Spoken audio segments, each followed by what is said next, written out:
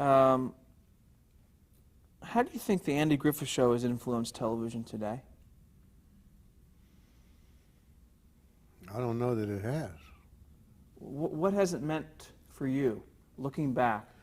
Well, I still, it's on Turner twice a night, and I watch it often, and I most of the time enjoy everything I see. Some I enjoy more than others. Ted Turner told me that the Griffith Show helped him start his network because he could afford it. See, and people watched it. They still watch it. We didn't know that when we started it that it was going to last that long or influence so many people. We were just trying to do a good show. But it has. What do you think was the key to its success? Its success? All the things we talked about before. It was family-oriented. It was about a little town and all the people who lived in it. And we had, as Bob Sweeney used to say, it looks like an ordinary little town, but it has a little border of insanity around it. And all those fine comedic actors like Don Knotts and Howard McNear and Jim Neighbors and all of them made it. They represented that little insane border that was Mayberry.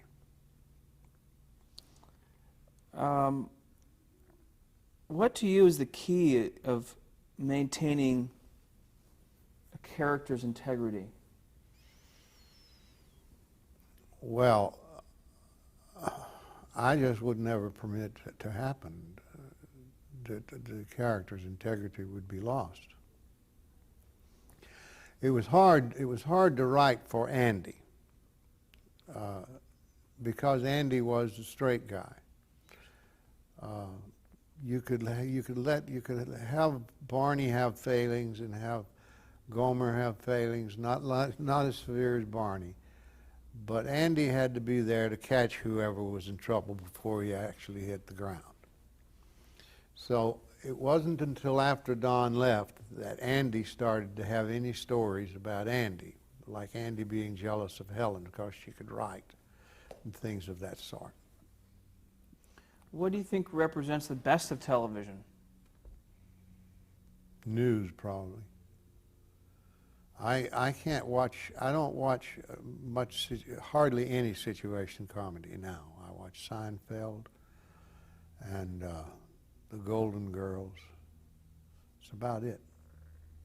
Why can't you watch the other shows? I don't think it's funny. I don't think it's funny. So I don't bother.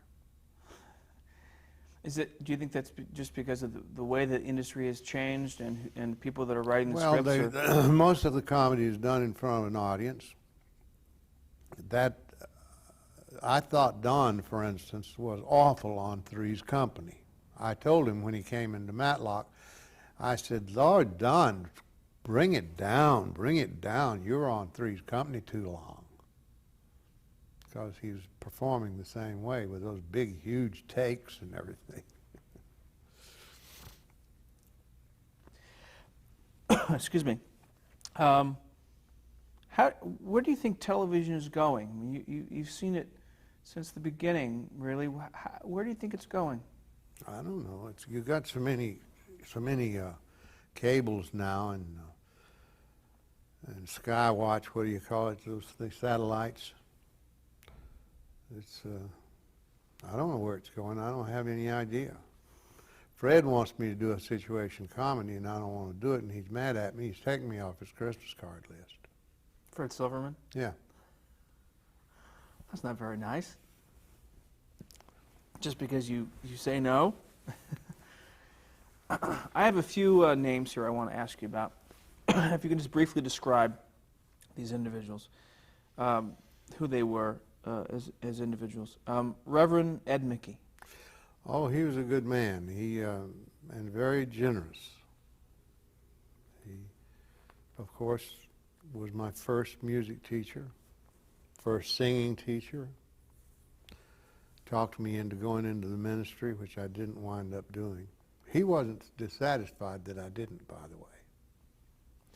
He later, before he died, wound up being bishop of the church. If he had been bishop, when I said, "Can I major in music?" he'd say, "Sure." But he wasn't. I didn't ask you this before, but what did your parents think when you switched from you were originally going to be a minister and all of a sudden you were in music and then acting? My mother was always pleased, regardless.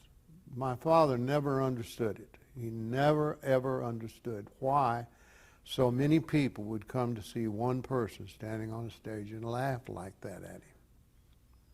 And then when he came onto our set, he never understood what all these people did for a living, what they did. Because so many times you walk out and about half of them are sitting down.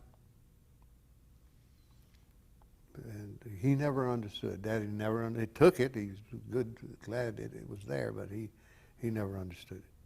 Now, you've done comedy and drama. What do you prefer nowadays? I'll go either way. I'm working on a project called Mornings at 7 with a producer named Nell Nugent. She is making a deal with a writer and director named Joan Micklin Silver. And so far we have Lauren Bacall, Jason Robarts, Billy Bob Thornton, Laura Dern, and me, and Olympia Dukakis, and me. We have 3 more parts to cast, and then we have to pick a studio. And that's the next thing I'm going to do. And that's a comedy. Movie. It's a comedy. Yeah. Movie comedy. It's a wonderful piece. Great cast. Yeah, it's not bad, is it? Let me finish on these names. Jim Nabors. I like Jim. Years ago, I played 63, I think it was. Me and Don and Jim went up to Lake Tahoe to play Harrah's nightclub up there. And the audience didn't know that Jim was a singer then. And so we had a group with us called The Establishment. And I came out and I did a little opening number, and then I'd do an opening monologue, and then Don and I'd do a little sketch, and then I'd do another monologue, and then Don would do his spot, and then I'd do another monologue. And then I called Jim out on the stage. He was Gomer then, had on that ball cap and stuff. And I said, "Well, now that you're here, what do you want to do?" He said, "I don't know." I said, "You want to tell a joke?" He said, "No, I don't know no jokes." I said, You want to dance?" He said, "No." I said, "You want to sing?" He said, "Okay, I'll sing." I said, "What do you want to sing?" He said, "I'll sing, what is that called, honey? Oh, Largo All Factotum from Il Pagliaccio." I said, "Okay, here's Largo All Factotum from Il Pagliaccio." And the band hit, and that boy started to sing, and you could feel the hair rising on everybody in that audience. And he only had 14 minutes of material. He had just gotten into business. He was a business major in school. And I walked out back on the stage, and they'd boo me every night. And I'd say, "He'll be back in a minute." And it was all right then. But we were nearly through. We'd been on an hour and a half. We came back, and me and Don and Jim did a medley of 3 tunes, and we were done.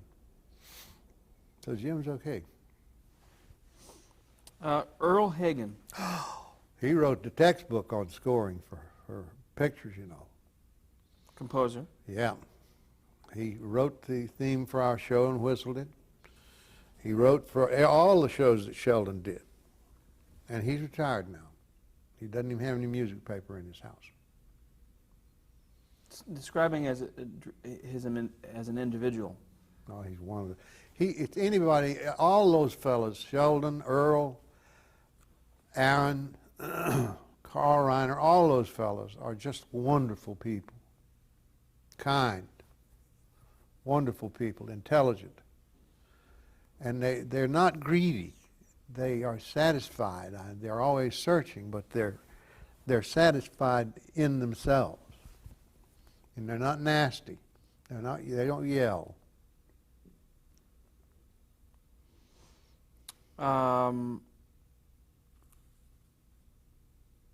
Richard O. Link, who we didn't really talk about. Let's not. Okay, fair enough. uh, we talk. Just give me an idea of Danny Thomas. Danny was a wonderful comedian. I never really got close to Danny. That first day of rehearsal on his show kind of did it for me. An awful lot of people like Danny. It's just that Danny played in a different ballpark than I did, and I couldn't bring myself to his ballpark. I just couldn't do it. Fair enough. Cindy Griffith. Cindy, she's the love of my life, and I depend on her greatly, as you've been able to tell during this interview. We've been married 15 years. I've known her for about 20 years. And it's the best move I ever made in my life. How important is it for you to keep working? I want to work to keep my mind occupied. I'm getting easier to live with, not unemployed, but not working all the time. These two records have been a great blessing for me, and a ministry in its way, because it spreads the good news just like getting up and talking might do. And this morning's at 7, working on that has been a godsend. I don't think I'll be doing any writing on that, because Joan will, first of all, it was a good play.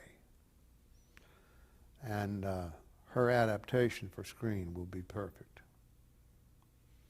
So it's just, it's important for me, for my mind to work. And I will always work some. Well, it's certainly been a pleasure. Thank you Pleasure. very much. Thank you, all three of you.